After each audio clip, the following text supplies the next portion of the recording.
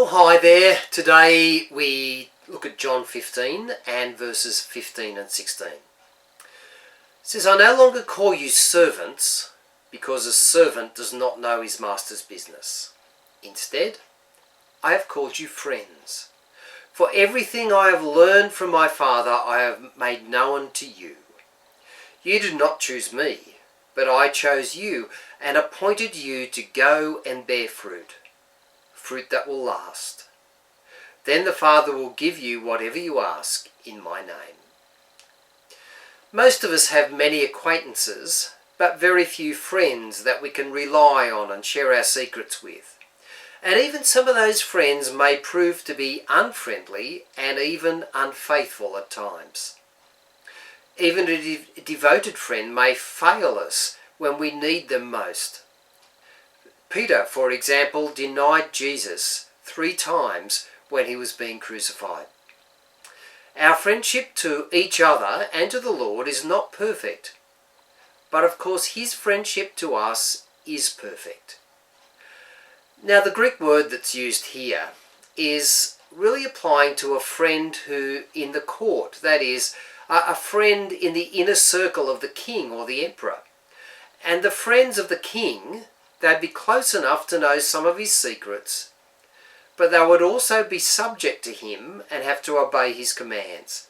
And this is kind of the friendship of Jesus, isn't it? He's close to us, it's a personal relationship, it's one where he shares his secrets with us, but also one where we need to obey him.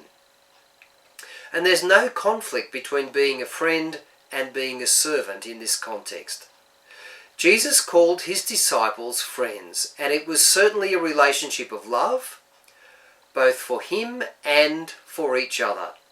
Our friendship with Christ involves love, and it also involves obedience. It involves knowledge. He lets us in on his plans. Indeed, he is our master, but he does not treat us as servants. He treats us as friends if we do what he commands. Dr. Oswald Sanders says, each of us is as close to God as we choose to be. Well, that's in some ways a challenging statement and something that we need to think about. We are his friends, and we ought to be near the throne listening to his word, enjoying his intimacy and obeying his commandments. Are we making sure that we are near the throne, that we are listening to his word, that we are in a position where we can hear the voice of the Holy Spirit?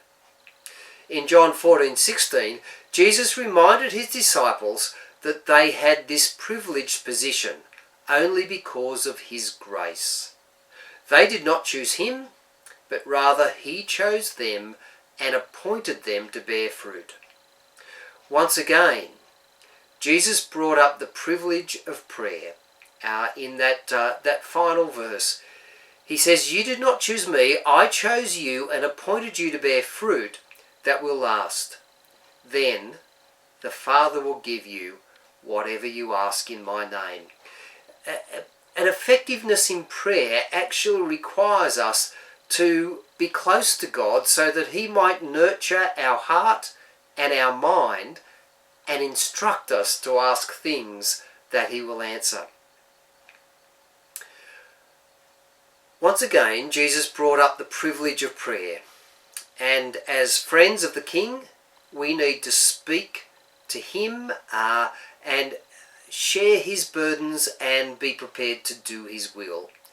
John 15:15 and 16 summarise for us what it means to be a friend to the King of Kings.